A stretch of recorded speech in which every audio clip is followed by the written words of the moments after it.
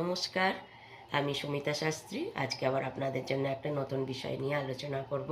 তো সেই বিষয়টি হচ্ছে যে আপনাদের যদি দেখেন যারা গায়ক আছেন বা নায়ক আছেন, তো তাদের কিন্তু গলার দরকার খুব বেশি পড়ে।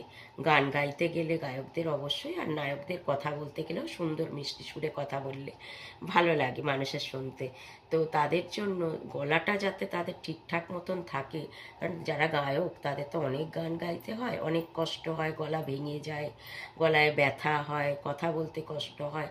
তো তারা এটা করতে পারেন, বা নায়করাও তাই।